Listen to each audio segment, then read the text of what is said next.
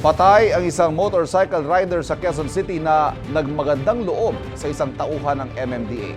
Yan ay matapos siyang barilin ng hinabol niyang kapwa rider na sinita ng enforcer.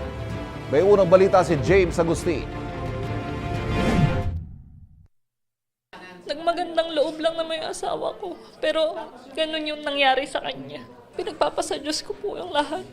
Wala po akong ginawa kundi manalangin lang sa pinagdadaanan namin. Kasi yun naman po yung dapat. Hanggang ngayon, hirap pa rin si Leira Jane Zara na tanggapin ang sinapit ng kanyang 31 anyos na mister na si Wilmer. Pinagbabaril si Wilmer ng kapwa motorcycle rider na kanyang hinabol sa Commonwealth Avenue, Quezon City noong Biyernes ng gabi. Kita sa CCTV footage ang pagbagsak ng biktima sa kalsada. Naisugod pa siya sa ospital pero binawian din ang buhay, bunsod ng tama ng bala ng baril sa ulo. Ang motorsiklo ng biktima tinangay ng salarin at inabandona ilang metro ang layo mula sa pinangyarihan ng pamamaril. Kiles ang motorsiklo kaya kusang huminto ito nang mapalayo sa main key. Kwento ni Leira Jane, sinundo siya sa trabaho ni Wilmer sa Maynila at pauwi na sila noon sa kanilang bahay sa Rodriguez, Rizal.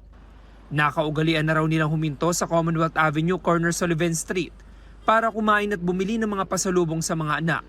Napansin daw ni Wilmer na may pinapahintong motorcycle rider ng MMDA na nakatalaga sa lugar, pero bigla itong tumakas. Nakita niya naman na wala pong gamit na motor yung mga MMDA. Siya po yung nag-volunteer na habulin po yung nakamotor po na yun. Sinabi ko naman po sa kanya, wag niya nang habulin kasi kapauwi na po kami. Halos 4 na oras daw siya naghintay dahil lahat ng kanyang gamit ay nasa motorsiklo ng mister. Natunton at sinundo lang siya ng kanyang nanay, kasama na ang isang pulis. Naulila ni Wilmer ang kanyang misis at 2 anak. Sobrang hirap na sasabihin sa iyo ng anak mo na gusto nilang katabi yung daddy nilang matulog. Lalo na yung panganay ko po kasi halos shell pa lang po yung may isip eh. Yung anak ko, magto 2 years old pa lang yung bunso. Umaasa si Leira Jane na makakamit nila ang hustisya para kay Wilmer. May panawagan siya sa salarin. Sana kusa ka na lang sumuko kasi sobrang hirap sa amin na nagluluksa kami dahil sa ginawa mo. Tapos ikaw, hindi ko alam, nakakatulog ka pa ng mahimbing. Ang QCPD nakikipag-ugnayan na raw sa MMDA para sa isinasagawang investigasyon. Ikinasa na rin ng pulisya ang hot pursuit operation para matukoy at mahuli ang salarin.